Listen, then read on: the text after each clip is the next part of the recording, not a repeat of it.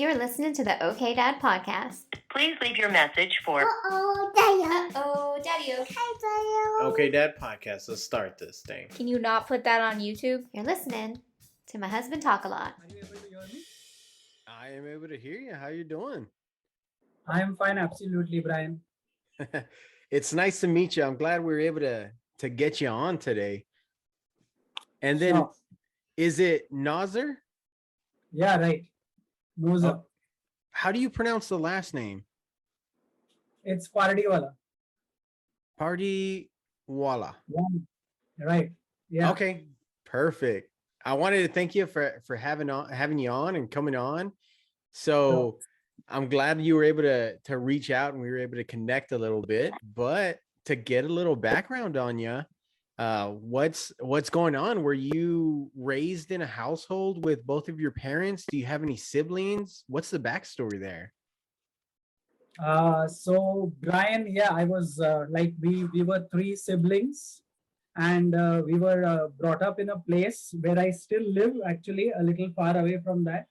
Mhm. And at that point of time, it was almost like I live in Bombay, Mumbai, the city in India, and we actually lived kind of in a part which was like still is considered to be the western suburbs of Mumbai.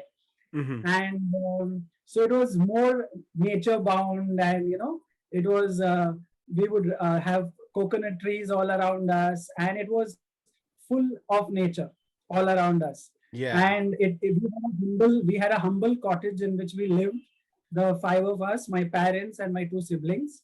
And yeah, that was it. Okay, awesome. So would you feel like you're really connected to nature since you guys lived so close to nature?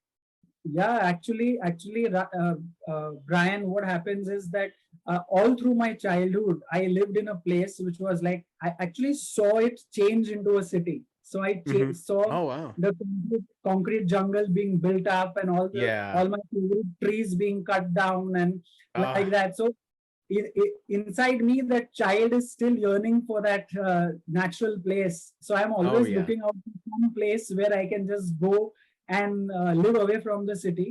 Yeah. And so yeah, that is always there, that I wish I could have that same thing for my kids, because they are surrounded by Yeah. all the facilities of a city that a city offers, but somewhere that closeness to nature isn't there. Yeah.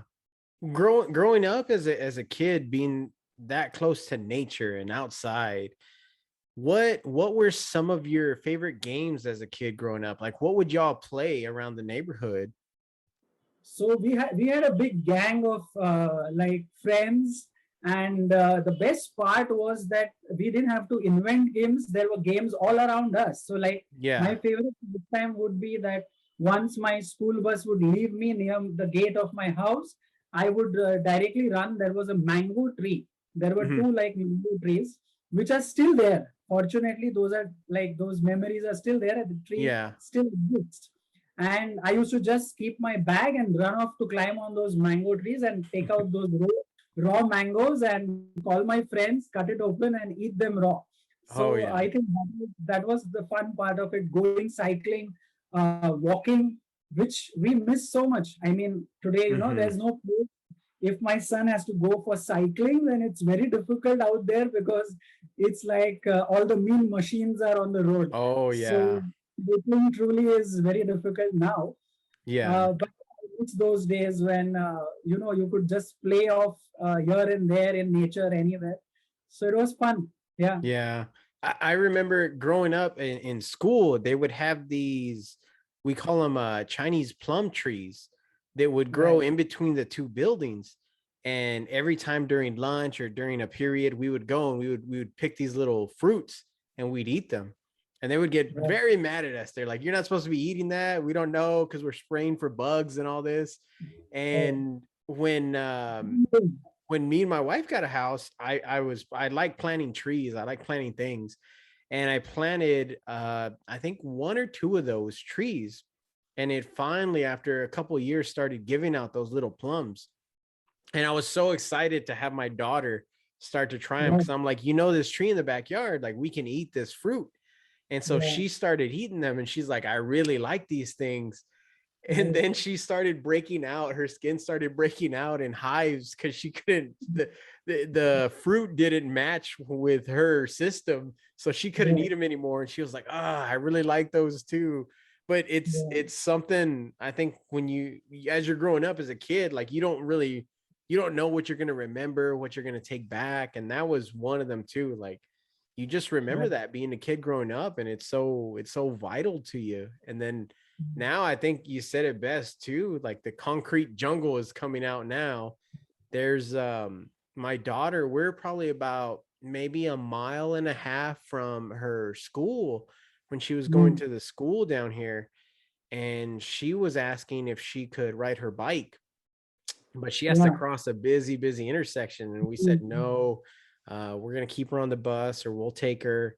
And that year, a little girl had fallen off her bike and ended up dying because a car had hit her. So it's crazy, because just to think that you can't even do the things that you were doing as a kid anymore, like your children can. The thing which came naturally to us, we just went ahead. I think in a way we were a little carefree, not careless, I would say, but carefree kind of, and we would just go and just do it and enjoy it. But our kids really need to think before they do it. Yeah. And how many kids do you have? I have 2 sons. Yeah. Are you proud of them? Very, very proud of them. And I was telling my younger one today that y'all are my golden kids. I call them my golden kids. Y'all are worth gold. And so the younger one has great repartee. So he just turned around and said, okay, whenever the prices go high, don't sell us off. So just in a joke, he said that, and it was fun. So I'm really proud of them. And the elder one is 20 years old. The younger one is 15 years. And things changed for us when we started homeschooling them. We kind of had a wonderful journey. For the younger one, it still continues. It has been more for a journey for the family. It has not been like many, when we talk of homeschooling, we always look at, okay, it's something that we are doing for the kids, but it's so much for the parents as well. I mean, it's so much for you as well. You get that time with your children. You get so much time to explore yourself, which probably you have lost in the race of, the day-to-day activities and deadlines. And so I think that changed. And yes, I'm very proud of both my sons. What got y'all to change from the natural school system to going to homeschool? So, Brian, what happened was, actually, when we started homeschooling, it was very much at the nascent stage in India. It was like kind of, people weren't aware of it. It was kind of very in a gray area, you could say, legally also, that whether we could legally do it or we couldn't do it, that also was not sure. How we came across it was, I was writing my second book, which is called Lovedale, Married to Life.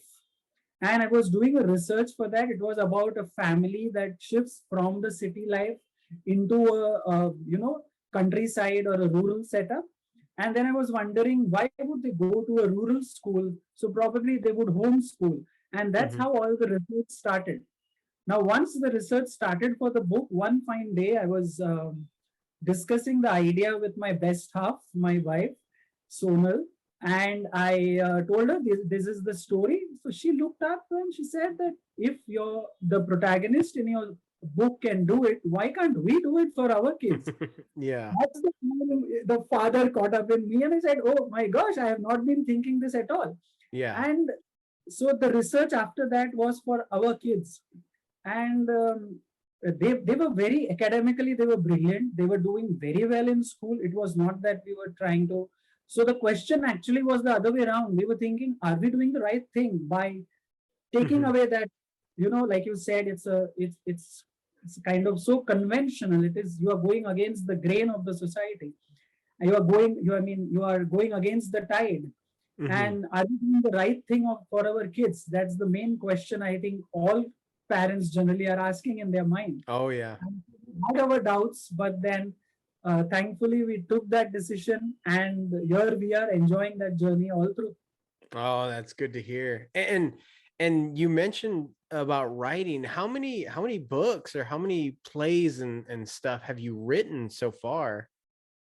So Brian, that I think I connected back to homeschooling, because what happens is, like I told you, once we are back into the routine, as parents, we somewhere lose touch of what we were, Mhm. right? Our aspirations, our goals, we keep it at the back seat, and then we just move on with how life takes us. Oh yeah. Once we started homeschooling, each one of us, like apart from the kids trying to explore new things, we were all exploring things together.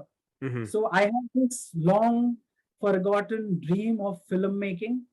So I started living up that. I started writing articles. I wanted to say a lot of stories regarding my culture. I belong to the Zoroastrian community, and I wanted to tell our stories, because there is so much less known about us. Mhm. So I wanted to tell stories of our community. I started writing articles in our community newspaper, which is called Parsi Times in Bombay, here, Mumbai. And after that, I wrote my first book, which was a kind of a juvenile attempt on my part to just write it and finish it off. Oh my God, I'm writing my first book. Mhm. So excited I am. And I just finished it off. I didn't proofread it or anything. I just left it on Amazon. It was called The Most Successful Formula to Be Unsuccessful. Oh yeah. Okay. And now I have converted just recently into my third season of the podcast. Mhm. I have converted the book into that. It was all my experiences with, going into the job world, realizing I am not fit for the 9 to 5 job, and my real pursuit is to be more creative, more free, and make films, tell stories. Yeah. So homeschooling actually gave us that time, that extra time that we didn't have previously, to relive those dreams. Oh So I yeah. started with my second book, which was Lovedale Married to Life, which was about homeschooling. After that, I started making short films. Okay. So my first short film that we made was called Dabba. Okay. It means a lunchbox in English. So it's what the kids carry in school. We call it the Mhm. Dabba, the lunchbox. Okay.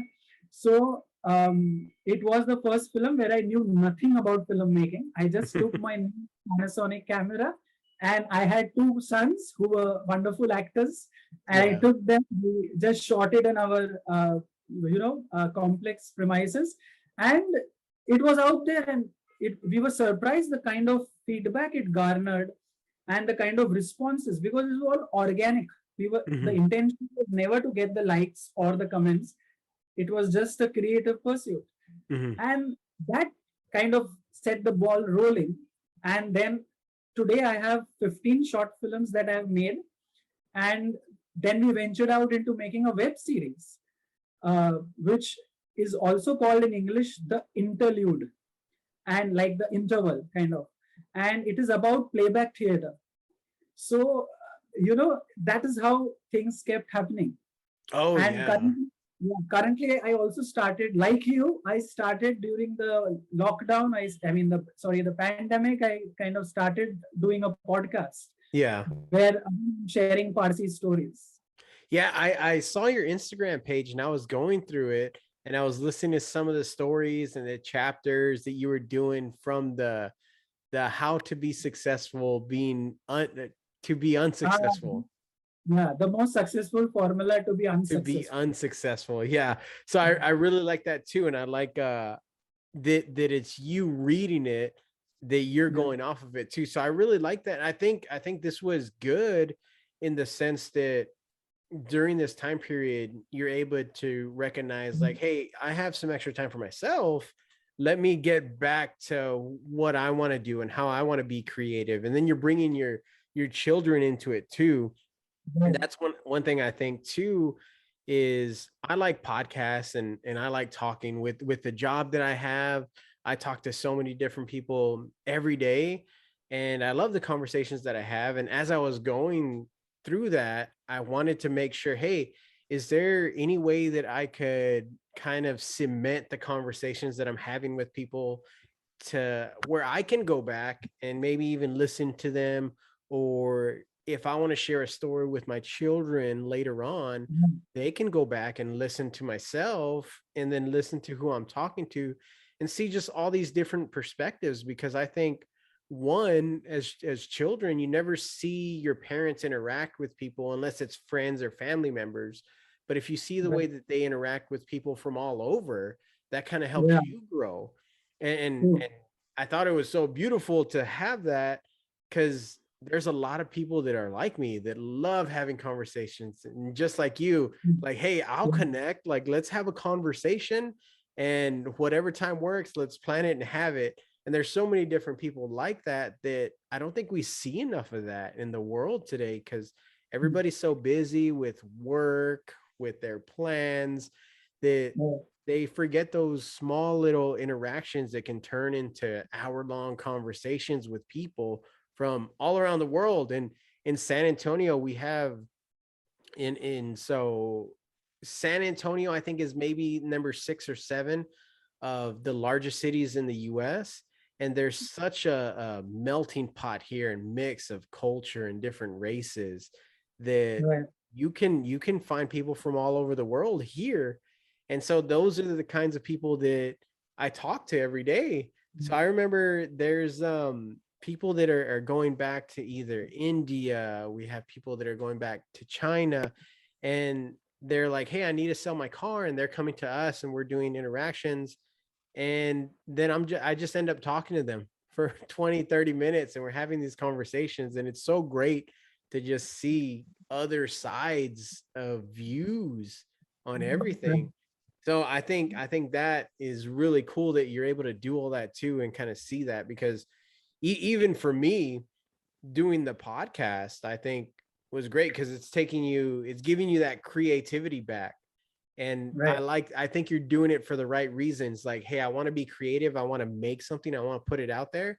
And I'm okay if a million people don't look at it. I just want to create something and have out there. And I think that's what I'm trying to do too. And I think that's more beautiful and genuine than somebody trying to make $1 million on something, just putting it out there. Yeah. Because Yeah. I think the stuff that's out today is I'm okay with like movie stars and stuff, but I'm not trying to see how a movie star parents, or see how a movie star can get all their kids in the car to go to somewhere in 10 minutes. Like, I'm not interested in all that. I'm interested in how everybody else lives their life and what are they doing, how we can all be better. And as your kids growing up, how old were they when you first started homeschooling? So the younger one was like, he was in the 7th grade. The elder one was in 7th grade, and the younger one was in the 2nd grade. Oh, okay. Yeah. So after that, they have homeschooled completely, and the elder one actually went back to formal schooling, means in the sense after giving his what Mhm. we call here the 10th grade, and he went back to college. He wanted to experience that, but after 2 years, he decided that no, I want to go back to my homeschooling ways. I Mhm. love the freedom that it gives me, and he then finally did it through correspondence. So again, his final year, he has just now given his final year Yeah. psychology. He's done his bachelor's in psychology, and he intends to pursue masters in psychology. Okay. Again, without going Great. back into formal education, but he's because he gets that free time, he has started Yeah. almost kind of taking up work. He does a lot of online teaching, in the sense that he can share his knowledge of Mhm. psychology and other subjects that he has learned, and he does that. The younger one has learned playback theater, and he loves that. He intends to become a wildlife conservationist, and he's trying to research a lot of things about it, that how can I go about it. He Oh loves yeah. animals. He loves animals, so he That's intends to good. do that. Yeah. Yeah. Well, how so I have this question. How did I like that you called your wife your best half?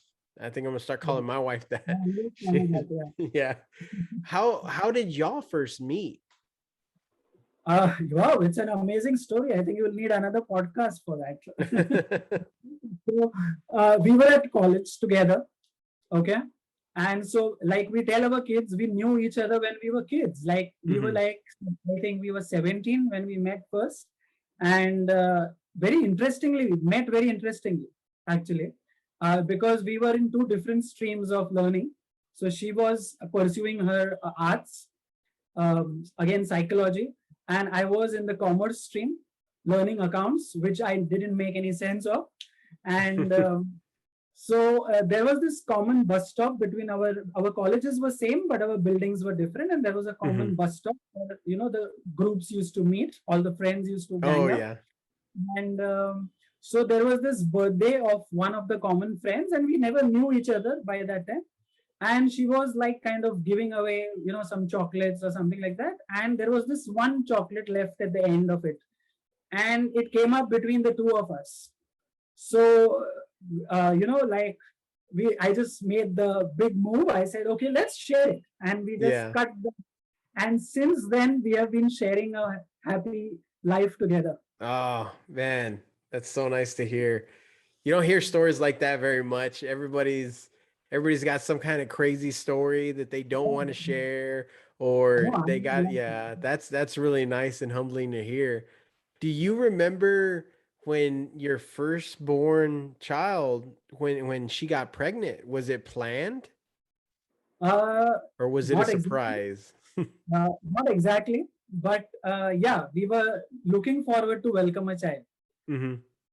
Yeah. So, but yes, it happened during a very, very, what do you say, delicate time in our life. Uh, she was I carrying our first son, and she was told to have complete bed rest. She was not doing so well in her second trimester, and I went through a near-death experience. Okay, Hmm. so I was kind of hospitalized, and within a span of 10 days, I was operated 3 times, Oh wow. in 10 days, and 98 bottles of blood, and it was like almost I was like went to the door of heaven and back. Oh So wow. yeah, but finally I lived to tell the tale, and Yeah. lived to see both my sons grow. Oh man. So you were hospitalized while she was still pregnant with your Yes, firstborn. yes, yes, Oh yes, yes. wow. How long were you in the hospital? Was it a few weeks or? It was almost a month, and then finally I was out, and thankfully everything was taken care of. Unfortunately, what had happened is at that time, I think 2000 was the time period we are looking at, the Mhm. turn of the millennium, and internet wasn't so I mean in thing in India. Mhm. Like we didn't have the fingertips. So unfortunately, I was diagnosed with something called as angiodysplasia of the intestine. But by the time the report reached the doctors at the hospital, it took around 10 days. And they kept chopping my intestine during that time period because there were bleeders which couldn't be stopped. And when the angiodysplasia was discovered, they came to know that actually the surgery, the cutting, is causing the bleeding. Mm. So it was like a chain, and I lost my large intestine, and I have it. I think what doctor told me, you have some 2.5, 3 inches of it left in your Oh. body. You wouldn't be able to eat anything. You will have this, you will have that. Thankfully, I went ahead, experienced everything. I eat also whatever I feel like, Oh, and that's good. With God's grace, and with the support of my best half and my kids, I've had a healthy life.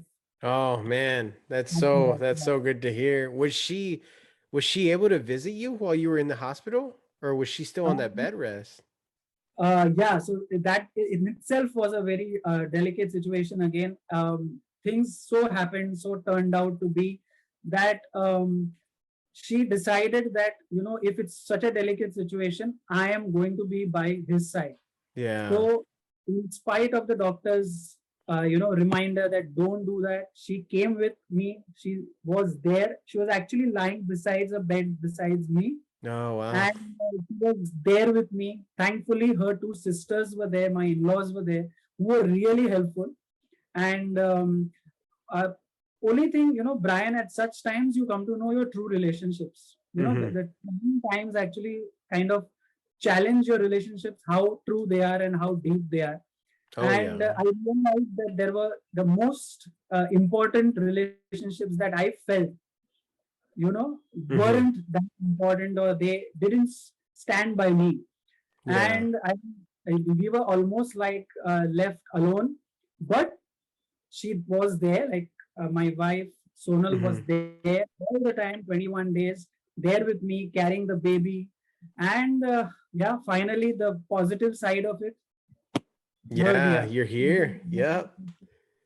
Yeah, it's great because there's relationships that are really good relationships, and thankfully those good relationships never have to get tested, Right. because when you do have a relationship and it gets tested, something like that, a pregnancy where they're put on bed rest, and then you're facing, like you said, right there at heaven's door, you're facing it and she's there with you. Those are the times that your relationship is truly tested and you know where it's at. You can feel that love.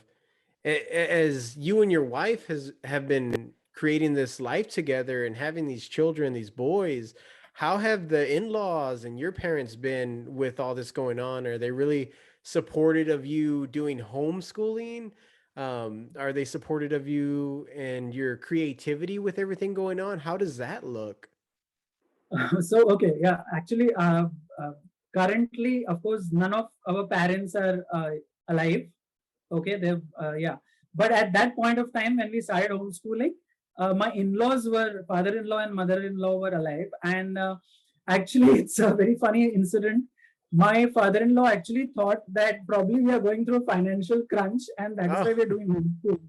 So he actually offered me money. He said that, okay, if you're going through some rough times and if you are homeschooling your child for that, then I yeah. would be willing to help you out. Oh, So otherwise, it has been. And what I feel is, Brian, that all this while, the four of us, or at least when I and Sonal were alone, we have always been very clear that this is our domain, this is our life, mhm. and it's not. We are very private and like that, but the thing is that this is something. It's our journey. Okay, Yeah. we have to take it from here. So that way, there has never been a pressure of, Acha, okay, what will your parents say or my parents say? That has never been Mhm. there.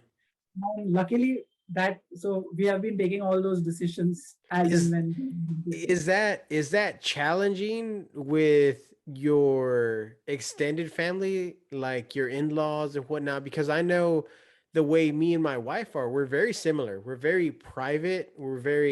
This is our family. It's the five of us here. This is how we want our family to grow. These are the values. And what we see is the outside family members, the judgment comes, the same Right. thing, like, if y'all are going through something, how can we help?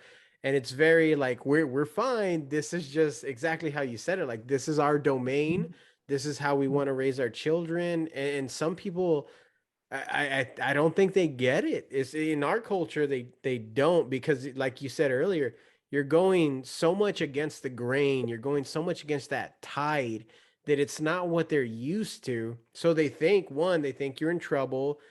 My mother thinks that we're in a financial trouble sometimes too as well, like you were saying. And that's not the case. Like, a good part of especially the homeschooling now is my wife is able to spend so much more time with my daughter and so much more time with my son, and our newest son, who's only 6 months old.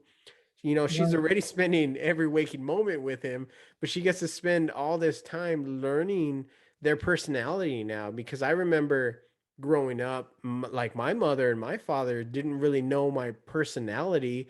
They would only Right. interact with me maybe 4 to 5 hours a day, and that's Right. in the morning and then at night. But the rest of the time, you're not around your parents that much.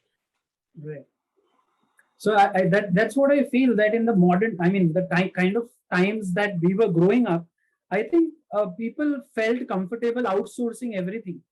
In the Hmm. sense, today what we are doing by homeschooling, I think we are insourcing all that. We're taking the responsibility because actually, like you may also have realized, Brian, that you and your wife, it's an added responsibility and you're willing to take it. You're saying that, okay, it's our kids, we'll raise them the way we want to.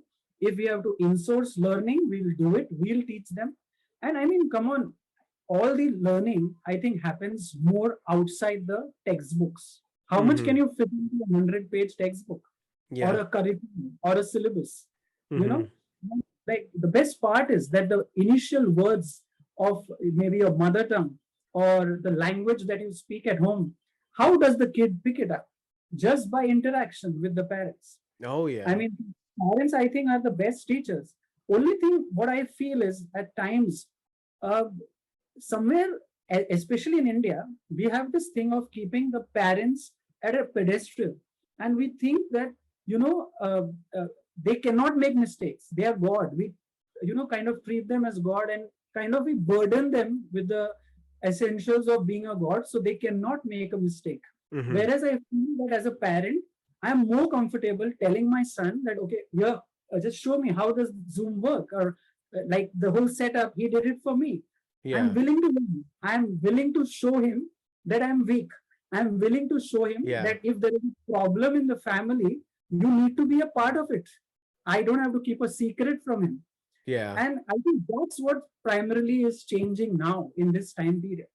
Yeah. Do you feel like there's a lot of that in the way that you feel like saying like, "Hey son, I need help," or "Hey, I don't understand this." As a father figure, do you feel like there's more of that now, especially in India and the Indian culture? Yeah, I see that that change is happening. I don't know how much it happens, but I don't think it happens all over. Everybody is not willing to accept that, and we still feel yeah there are modern families, there are a lot of nuclear setup, but there like you rightly said that there's when there are outsiders, there are third person. You start the comparison starts. The Mhm. interference. "Nee, this is not the correct way to do it," and Yeah. so that always happens. And I don't think parents here are still willing to give away that position of power. Mhm. Somewhere we feel comfortable in shouting commands and Mhm. being in control rather than guiding them. We are not looking at guiding them, we are trying to control them. And that's Yeah.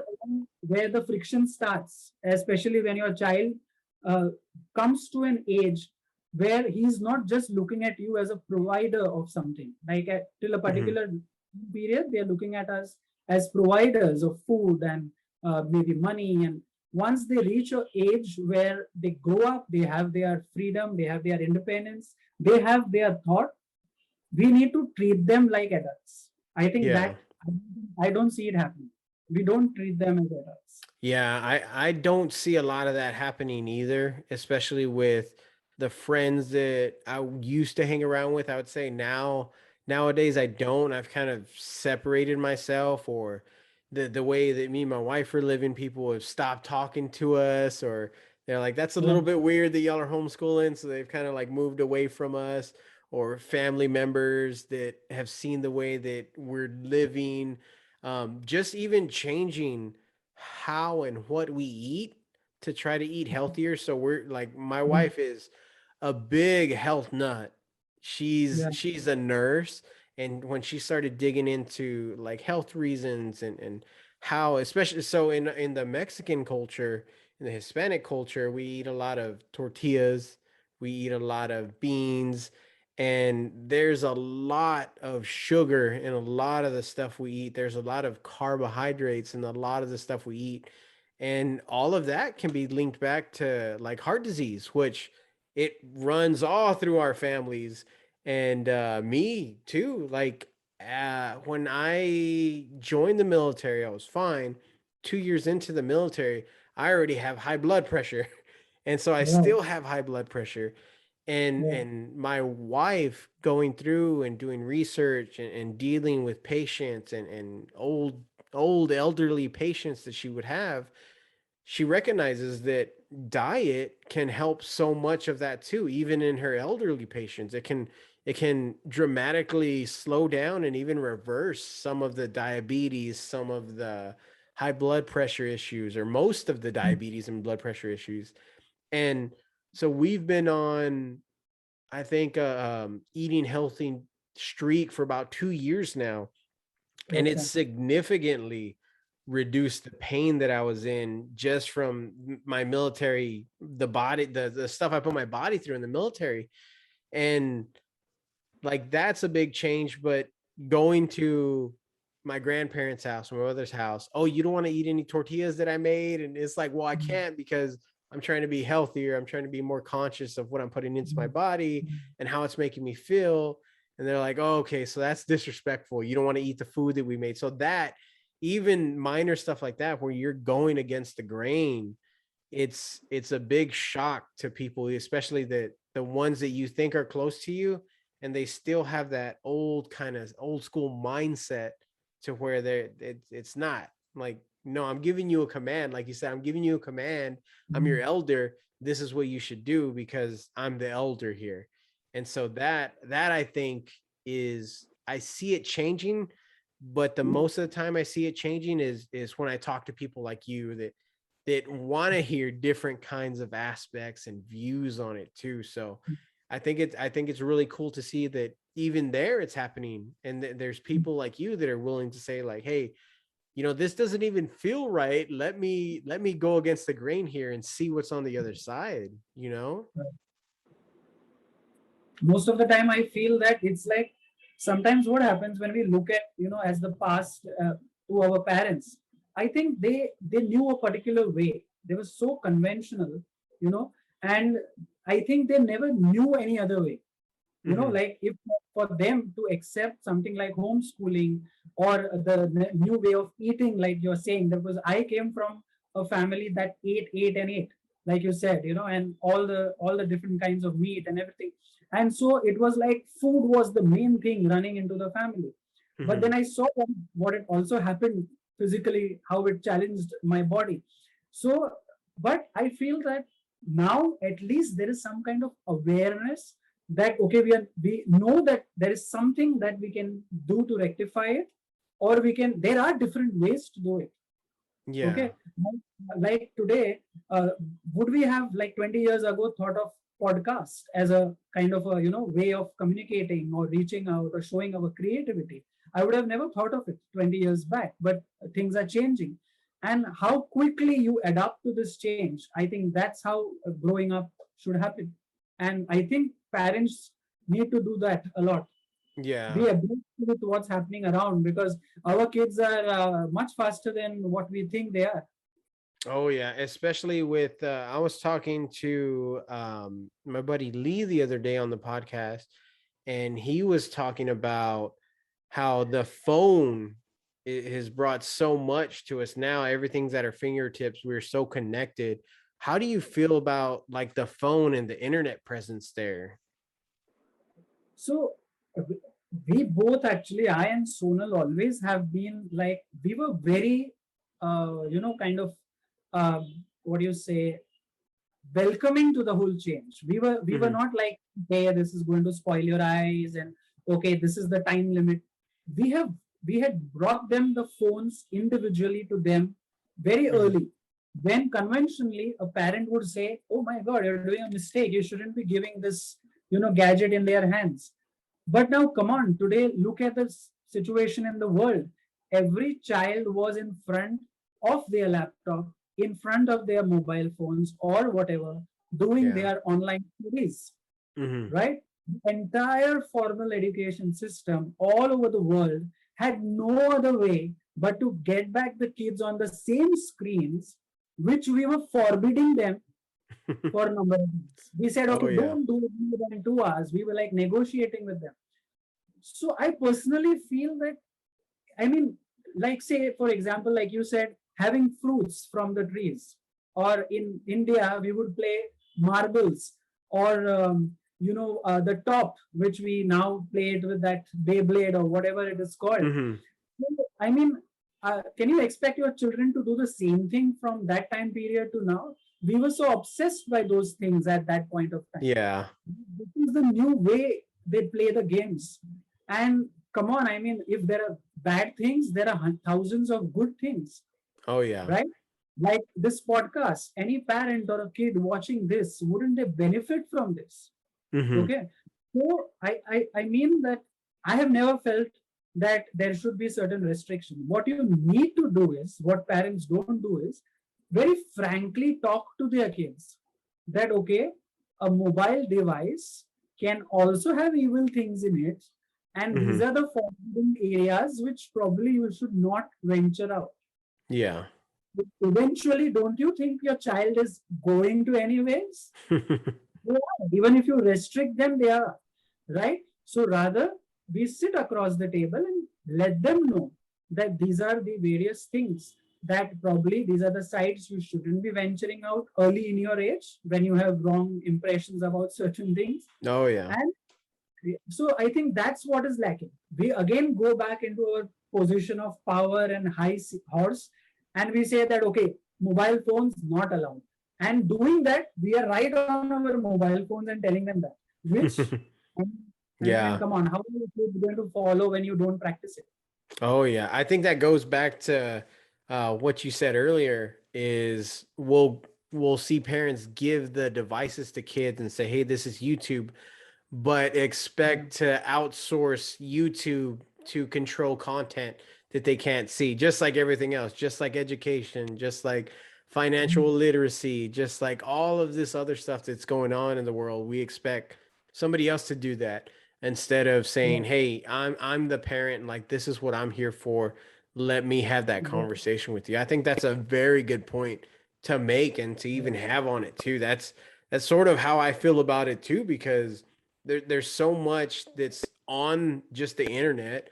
I don't even think we have a grasp on what it could become or what it is becoming. I think it's Yeah. largely social media networks right now, which, like you said, it very good with connecting, communicating with people. There's people in places that don't have that kind of communication, but when you put the internet there, they can speak with doctors from across the world. If you need something, you can talk halfway around the world to get someone to bring you something. And the internet largely carried the entire world through the pandemic because, like you said, everybody was on a phone, everybody was on a laptop trying to learn, trying to get back to some kind of normalcy during all of that. But it's good to acknowledge that there are bad things on the internet, and I like that approach to sit down straightforward. Hey, there's some evil things on here that you shouldn't be looking at. You're very impressionable. And I think with kids, we have to keep reiterating that because kids, especially young kids, little toddlers running around like my son, you can have that same conversation with him and he needs it in 10 minutes just because they're so young. Right. And I think Yeah. that's where parents start to get frustrated because they're like, I already told you this once, but they're children.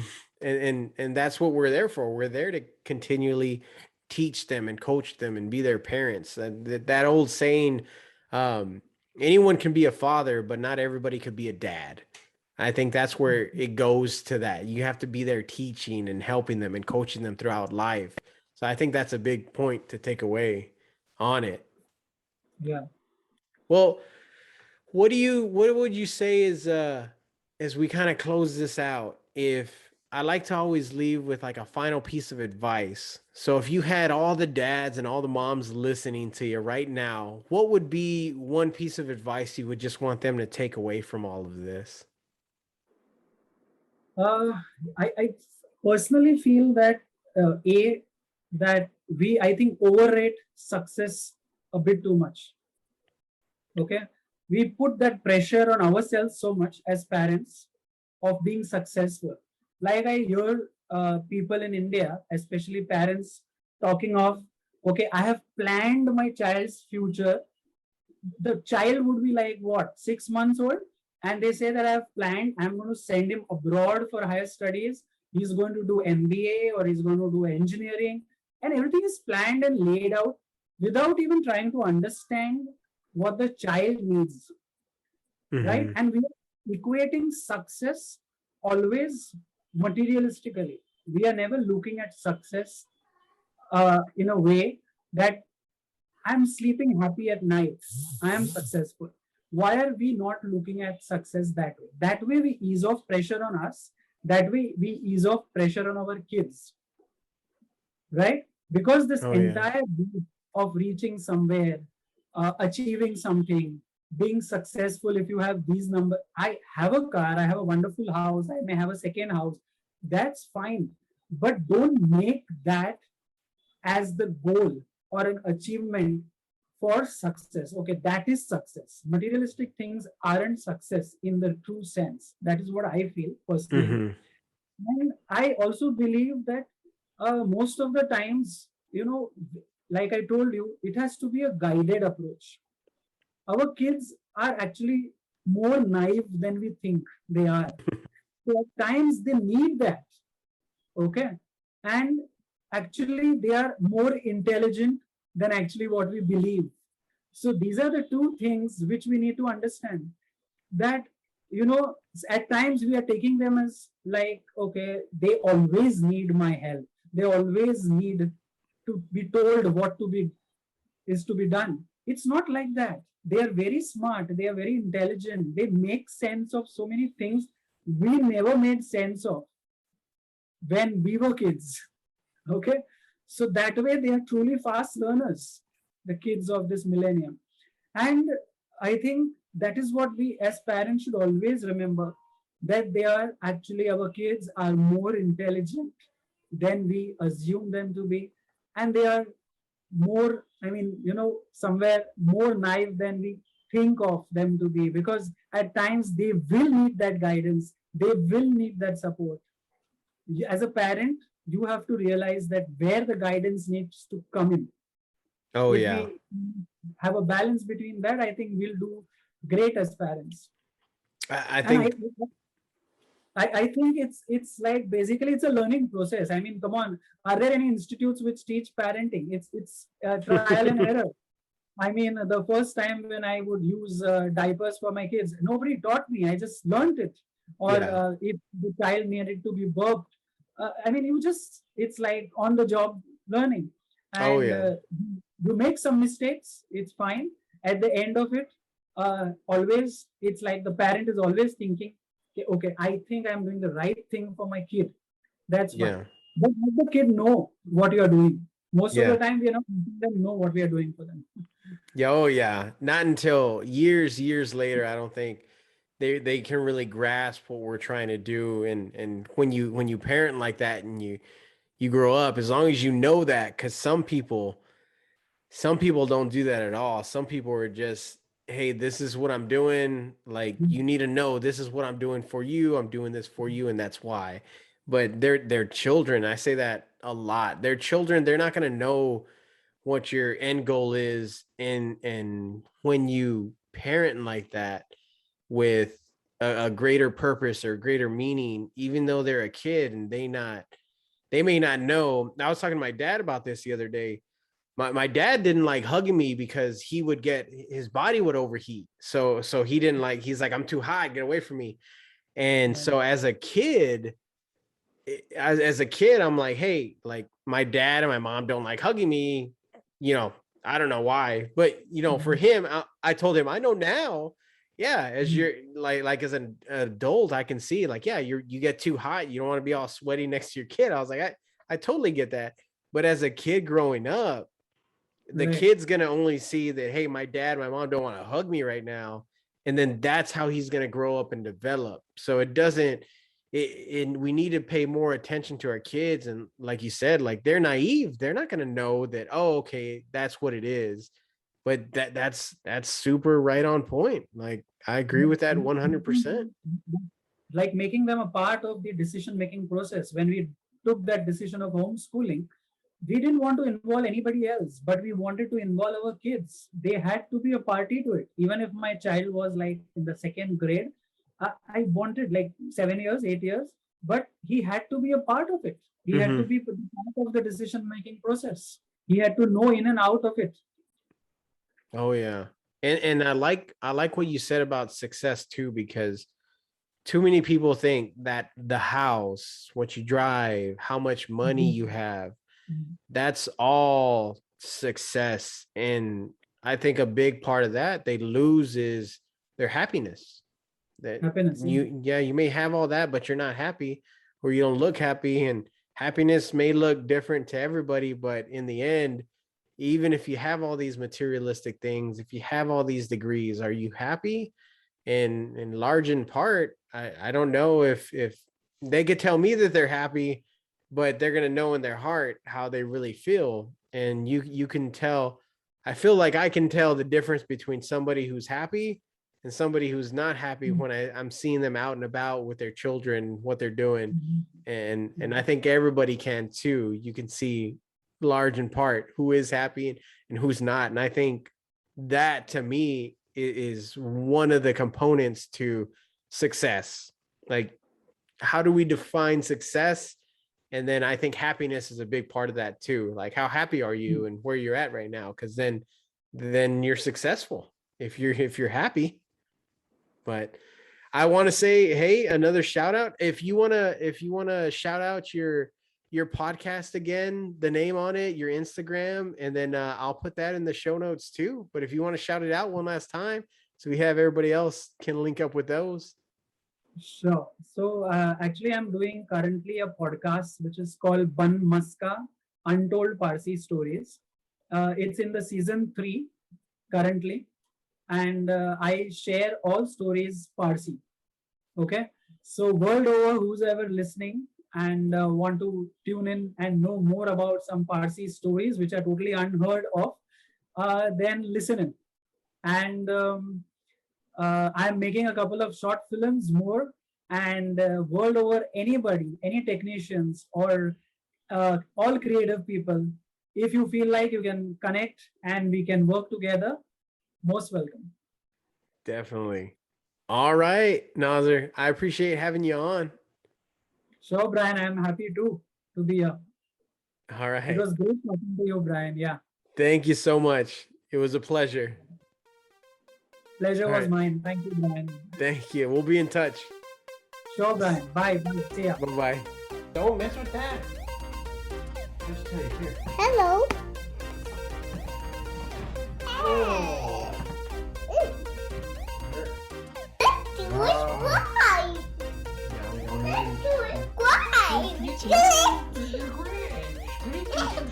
I don't know where you got all that from.